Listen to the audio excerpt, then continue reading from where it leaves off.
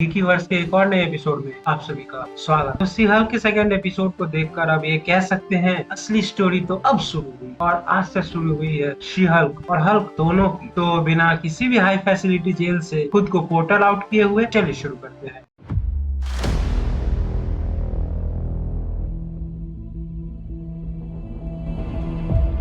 पहले एपिसोड में जूडी के सामने जब सी हल्क चेंज होकर उनकी जान बचा लेती है तो केस सी हल्क जीत जाता है। अब एपिसोड के स्टार्टिंग में हमें सारे न्यूज चैनल पर वही न्यूज दिखाई जा रही होती है, जिसमें अगर आप ध्यान देंगे तो पीछे वाली टाइटेनिया और शी हल्क दोनों की जो स्केचेस हैं वो कॉमिक एक्यूरेट, और न्यूज चैनल में एक बंदा उसे शी हल्क कह के भी बुला लेता है। अब रेस्टोरेंट में सारे लोग शी हल्क कहकर चीयर करते रहते हैं और जेनिफर वहाँ सी हल्क बनकर चली जाती है। जेनिफर अभी भी वो पूरा हल्क वाले सिचुएशन को उतना फेवर नहीं करती है और उसे अपनी ह्यूमन फॉर्म ज्यादा ही पसंद। अब उसका बॉस आकर उससे कहता है कि वापस से नॉर्मल ह्यूमन में टर्न हो जाए, क्योंकि जेनिफर को वो कुछ ऐसा बात बताने वाला है जिसे वो हल्क फॉर्म में सुनना पसंद नहीं करेगी। नॉर्मल ह्यूमन में टर्न होने के बाद जेनिफर ड्रंक हो जाती है, क्योंकि वो हल्क के फॉर्म में ड्रिंक कर रही होती है। और ऐसा इसीलिए है क्योंकि आपको पता है कि हल्क का मेटाबॉलिज्म ज्यादा है तो उसे उतना नशा वशा नहीं चढ़ता। अब उसका बॉस उसे जॉब से निकाल देता है क्योंकि वो सी हल्क बनकर जूडी की जान बचाई, और इसीलिए जूडी का डिसीजन कहीं ना कहीं उसके फेवर में चला। उसके बाद हमें सी हल्क का एक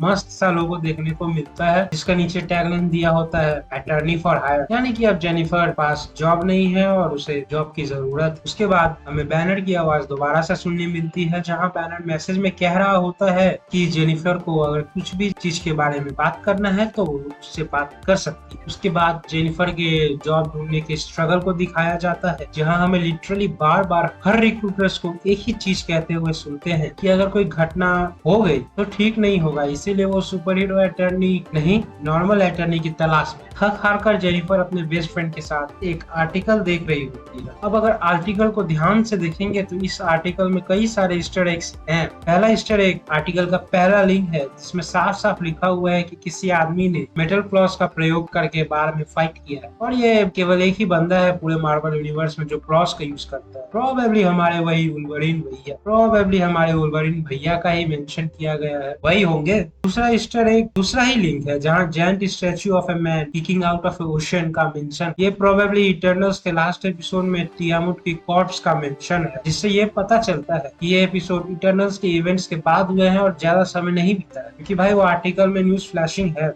उसके बाद जेनिफर फैमिली डिनर में जाती है, जहां उसे सुपर हीरोज के बारे में उसके फैमिली मेंबर्स सवाल पूछ कर उसे तंग कर देते हैं और वो सोच में पड़ जाता है। उसके बाद हमें जेनिफर और उसके डैड के साथ एक अच्छा सा मोमेंट देखने को मिलता है, जहां उसके पिता उसे मोटिवेट करते हैं। डिनर के बाद जेनिफर बार में होती है, जहां उसे मिस्टर हॉलीवे अपने फर्म GLK&H का सुपर हीरो डिवीजन हेड की जॉब ऑफर करते हैं, और वो बिना हिचकिचाए उसे एक्सेप्ट भी कर लेते। ऑफिस में जेनिफर को मस्त सा एक पर्सनल कैबिन मिलता है और उसकी बेस्ट फ्रेंड भी वहाँ उसके साथ होती है, क्योंकि उसने अपनी बेस्ट फ्रेंड की नौकरी भी उसी के साथ दिलवाई। बस इसमें एक शर्त होती है कि उसे हमेशा शी हल्क के फॉर्म में रहकर ही काम करना। उसे अपने जॉब की फर्स्ट केस मिलती है, जहां उसे ब्लॉन्स्की के पैरोल के लिए कोर्ट में केस लड़नी। पहले तो जेनिफर मना करती है, बट हॉलीवे उससे कहता है कि एटलीस्ट उसे ब्लॉन्स्की से एक बार मिल लेना चाहिए। अब जेनिफर उससे मिलने पहुंच जाती है वही हाई सिक्योरिटी प्रिजन, और वहाँ ब्लॉन्स्की होता है ग्लास से प्रोटेक्टेड फैसिलिटी। ब्लॉन्स्की अपनी स्टोरी बताता है कि यूएस गवर्नमेंट की वजह से वो हल्क के पीछे पड़ा था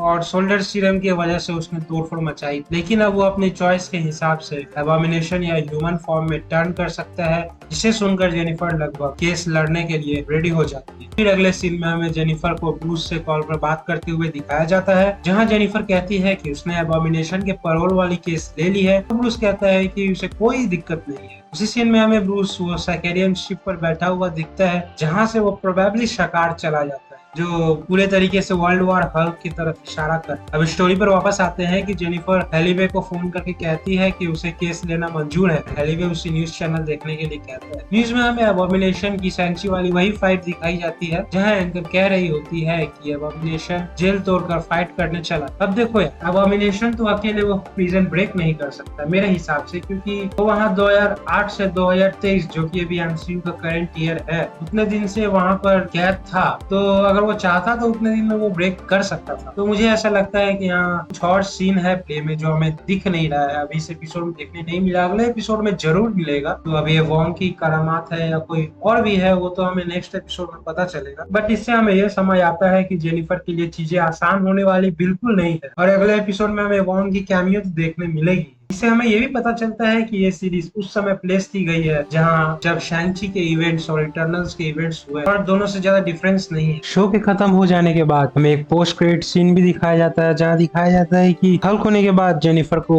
बहुत ज्यादा काम करने पड़ रहे हैं अपने घर के। जी हाँ, अपने घर के वही हमारे ही जैसे बॉटल्स लाने, बट काफी मात्रा में, टीवी लगाना और भी बहुत सारे काम जो हम सबको करना पड़ता है। यार ये सुपर हीरो बनने के बाद भी हमें फैमिली वाले नहीं छोड़ते हैं ना। तो यार बस आज के लिए इतना ही। अगर आपको वीडियो अच्छा लगा तो लाइक कर दे, शेयर कर दे और सब्सक्राइब कर। Thank you and keep loving you and dear once.